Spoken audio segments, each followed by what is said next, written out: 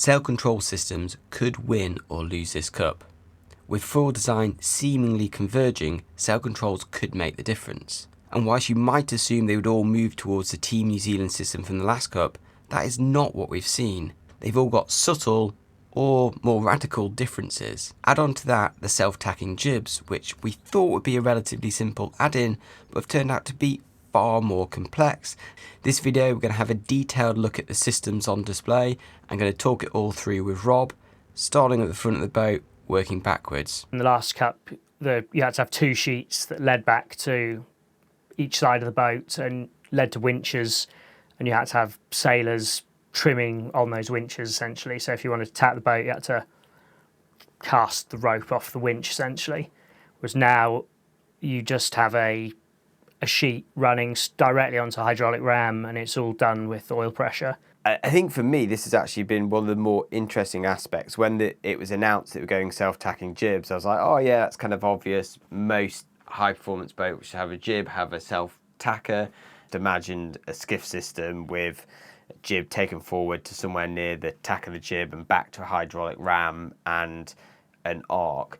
But I was kind of forgetting all the limitations of self-tacking jibs, which you just kind of gloss over in your head sailing skiff. And so first of all, like the radius of the track compared to where your forestay is really affects like how it sheets and how the car moves across. Then you often have, if you want to keep the jib close to the deck, you have a really small gap between the clew and the track, because the track has obviously got to be in front of the mast, so that pushes the track closer to the clew.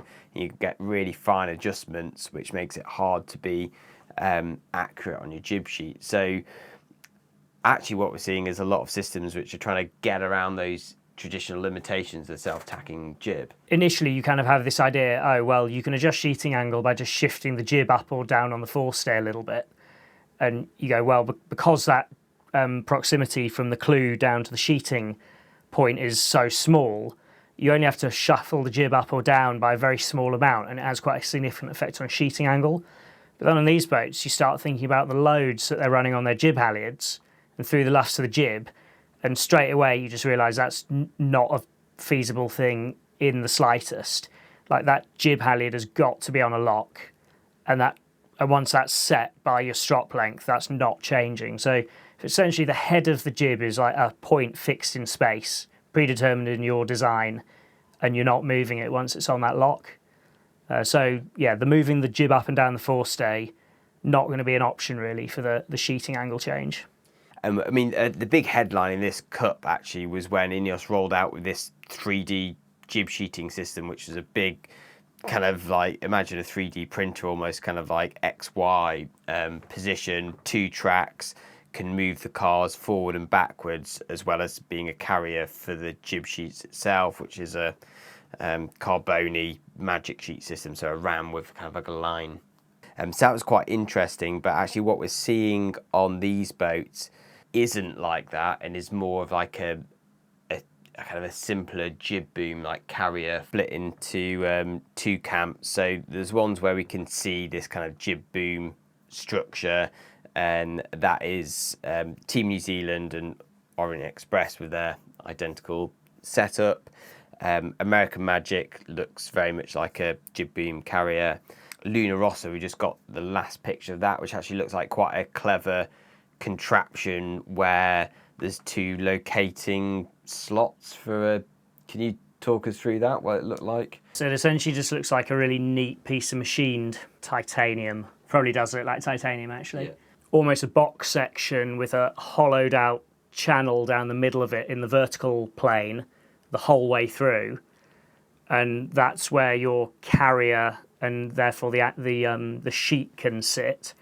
And then sitting in that, there's a slot in the other axis which has a big pin that looks like is the turning point, and that pin has a ram either side, and that pin can just effectively slide fore and aft in that slot within the system, so that the 2 rams keep the whole thing really square and rigid.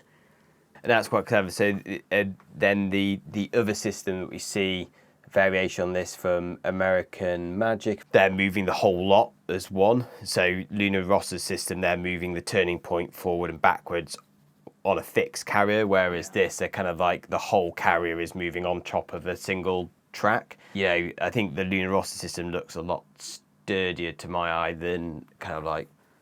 I think this just comes down to your trade-off's going to be like weight versus control of the system, and where do you want to be in that parameter. Also, the American Magic system looks a lot more off the shelf to me, whereas that Luna Rossa fitting looks like they got a big block of titanium and machined it into an incredibly expensive component. Yeah, so variations on the same theme essentially, and then the outliers really. Ineos I've got a question mark next to, because we've not really got great photos, just basically one where it looks like there's a single turning point. And I can't really see that not being able to move your car fore and aft is a worthwhile compromise. Now, the only caveat on that is looking at the Ineos picture, they very clearly got a curved track. Yeah.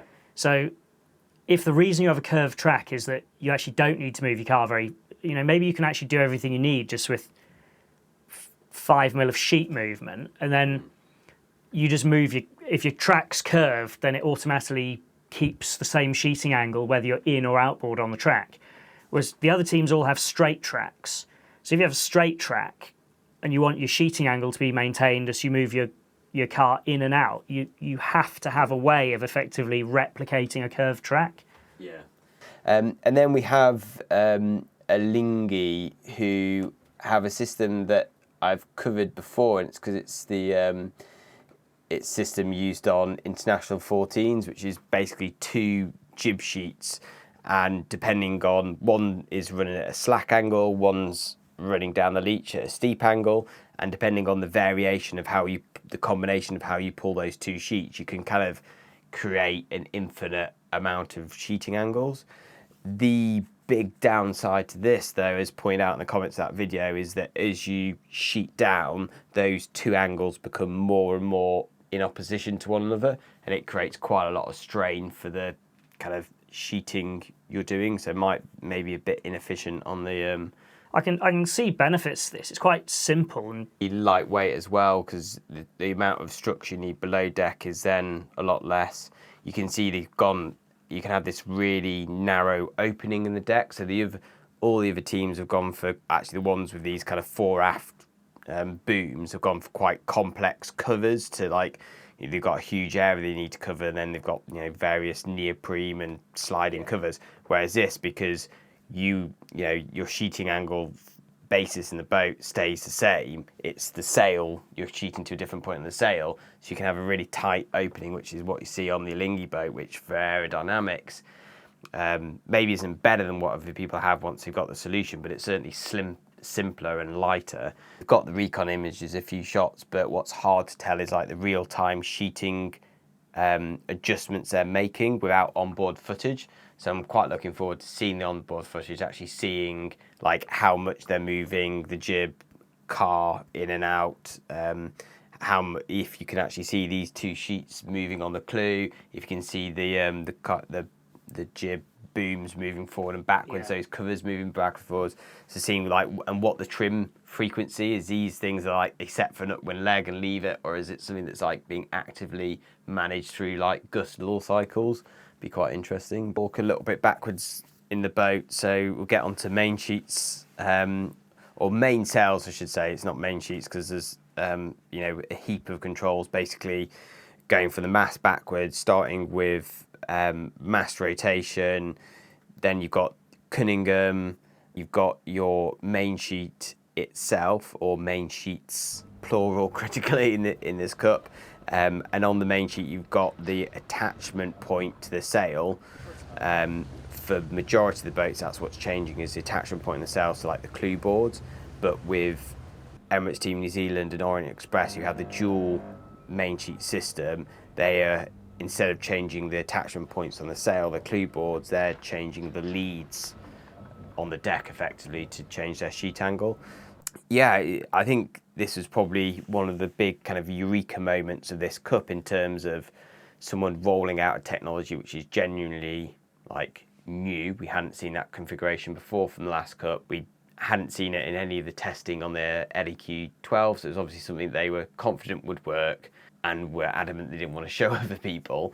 And it's really opened up this extra dimension to the main sheets. The past cut, we were surprised at how simple the controls ended up, with basically a single main sheet and some sort of differential between the skins. Most of the teams have gone for subtle updates on that. They've moved the hydraulics down low. They've still got some sort of passive differential. But then Team New Zealand have come out with a system where everything's completely separate on either. I mean, obviously, what you do at the clue is going to primarily affect what's happening in the bottom quarter to third of the main. So the comment you got at North was, well, actually, how much difference does it make? But a quarter of your main in terms of height, which is more than a quarter of your main in terms of area, it's pretty significant. Yeah. And it's also the quarter of your main that happens to have the jib in front of it. So it's a more efficient part of the sail plan in general. So I definitely wouldn't dismiss it. And in simple terms, you could just do nothing, and you could have one sheet with a kind of rocker mechanism on it, and just the clues would do their own thing as the mast rotates, and you'd sheet, and that'd be that. Well, the teams, they're not idiots. They'll have all thought, like, how simple can we go and still have the level of control that we need? And they've all come to the conclusion they need quite a lot of control. Otherwise, they wouldn't be bothering with this stuff, because it's extra systems, extra weight, more hydraulics, more circuits. Just putting one additional hydraulic circuit in the boat adds quite a lot of complexity, just in terms of servicing time every time you come in from sailing. So they're doing it for a reason, and they're not idiots. So I think that kind of tells you almost what you need to know. So going right back to basics on there, I mean with these twin skins, the mast rotates and the windward skin is then effectively moved closer to the traveller, to the main sheet at the back, and because of that you want at the main sheet that windward skin to slip backwards and the leeward skin slip forwards, just so both the skins still kind of streamline off the mast and make a nice curve to the back. And we were discussing now, like, how much, do we think you'd be pulling the windward skin really tight to create a thick kind of camber to your aerofoil section? Is that a thing with this? I don't think it is, because the whole benefit of a twin skin main is you totally eliminate the separation bubble, leeward and windward side. And the best way to do that is to have a really fair transition from the mast D section into the skins of the sail. So the solid wing sails of the catamarans, the point there is you have a gap between the front and trailing element, and you can run really deep cambers and you can maintain flow. That's not the point in these sails. The point in these sails is to minimise drag and get your lift-drag ratio really good through drag reduction rather than massively boosting the lift. And weirdly, the closest thing we see in normal sailing is either like your cambered windsurf sails with big pocket luffs, or the moth, where really what you're trying to do is just make a really clean transition from the mast section into your sail. And then I would imagine that becomes a game of diminishing returns. Like the separation bubble's only in existence in your forward eighth of the sail. So once you've totally faired out that area, anything you get after that, I don't think really matters, if I'm honest. And then pulling a windward skin really tight then kind of gets rid of some of that benefit, because you end up with like quite a harsh inflection, because these D sections, by the back of the D section, the two sides are pretty much running parallel there, so they're not flared out enough to really go into some sort of add thickness beyond that. So probably the thickest point of this aerofoil is that back of the D section. Yeah. And from there on, they're just slowly tapering towards one another as gradually as they can make it. You could drop the thickness out on the leeward skin a little bit, and obviously there'll be like everything's got this kind of inverted U graph of performance gain. So it'll be like if you're if your mainsail skin to side of the mast angle is 0 degrees, that'll be optimal. And if you're 20 degrees, it'll be terrible. But if you're 2 degrees or 3 degrees or 5 degrees, it'll be negligible. So it'll just be trading off. Like, is it worth dropping the leeward skin out a little bit versus maybe a tiny bit more drag associated with it not being the perfect kind of tangential exit to the mast section? I'm off topic there, haven't I? But back to the clues. Like, do you need adjustment? Yes. The more you rotate your mast, the more adjustment you need. Are they going to rotate their mast loads? No, because the only time you'd want loads of mast rotations and takeoff when you're at 90 degrees to the wind going 20 knots. Even then your wind angle's 45 degrees. And then as soon as you're going upwind, you're doing 10 degrees and downwind 15 degrees, and you probably want the stagnation point on the mast. The stagnation point's the point at which the wind is hitting, making that first contact with the mast. You'll want that just around from the, not bang on the leading edge of the mast, just to windward of the leading edge. So you're not rotating your mast more than 13, 14 degrees in racing trim. So I look at it as a tool, and I don't think I'd be bolting up a windward skin. I think the two main sheets would be quite interesting for when you drop off, when you let a bit of slack actually in the windward skin, how that propagates up the sail and how it lets the windward skin drop down and sit on the leeward skin, and how that press against the leeward skin then affects twist in the sail. I think that would be quite interesting. So Luna Rossa were the first ones to go for a hydraulic ram on the deck rather than between the skins. They've got simple strops linking up the differential between the two skins. And that's exactly what they've carried over to their ACA75. American Magic have a rocker link instead for their differential, but still have moved the main hydraulic ram down to lying on the deck. And that's exactly what they've carried over to their 75. Alinghi have a bit more of a complex double pulley system, differential thing, but essentially still have the main hydraulic ram lying on the deck.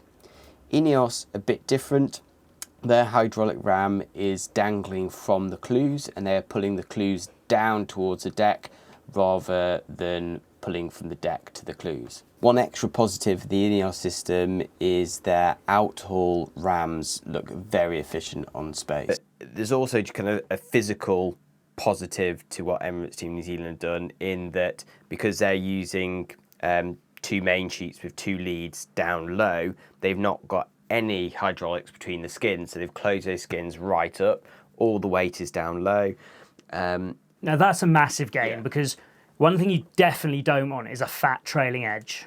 If you can avoid that, that's a win all the time. So that's a nice benefit of the Team New Zealand system. I'd be concerned about this sort of system under the old rules, where they were pressing a button, opening valves, and you could only really do like single controls at once. There wasn't this kind of linking feedback. But now, we talked about what limits you trimming things in a conventional boat, and there's energy, but there's also the cognitive thing. It's like, well, actually, there looks to be a lot of things going on in that system, but now that they can link controls and they can link those two main sheets together, that takes some of the load off. So you can have settings, go to settings like relative to one another. Can they link sail controls to the foil to the cant system? They can, yes, yeah. So you really are in a situation where you can just be more power, less power. Yeah. And more righting the moment, less righting moment with your cant, effectively. And I think kind of your point about your cognitive power, and there obviously is a physical toll to adjusting more things. Yeah. The cyclors have a given amount of energy they can produce, and if you're adjusting more things, you're using more energy. So there is a physical toll, and you probably can't do everything you'd want to do. There are rumours still that some teams are using batteries in training to supplement their cycle power. So whether that's true or not, who knows? But maybe you just can't do everything you'd like to do. I mean, I still think the teams will revert to a lot of traveller movement on the main sheet, because it's still highly loaded, don't get me wrong, but you were basically just changing the angle of attack of the sail, not moving tensioning cloth or whatever, and it is very effective for power on, power off. That and steering the boat is your major tools, and you'll fall back on them because it's easy on the grinders.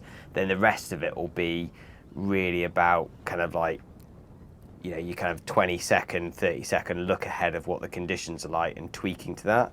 I think, then we might see some teams getting clever, like Emirates Team New Zealand, with doing more with main sheets, because we've got 2 of them. So maybe individual main sheets now will have half the load. Obviously the total friction will go up because you've got more moving parts, but maybe you could just trim the windward skin and that's falling off and lifting down. I don't. And ultimately, I think, again, on the point about like main sheet load is essentially just pulling tension up and down the leech, whereas the traveller load is like quite a high friction component. Yeah. I think the other thing is like you can go simple and let things just naturally sit where you want them to sit. That might not be quite as good as something where everything is controllable and then you set automation. But automation is something that at the critical moment can fail. And then you're a bit stuffed. Yeah. So there's a risk-reward thing as well. And if the reward is negligible, why take the risk? No, interesting time. So next time we're going to be back. Well, we've not really decided the running order, but we've definitely got foils and hulls to cover, and we'll probably follow up with an episode on the teams and the sailors as well. We'll see you in a week's time. Cheers. Bye.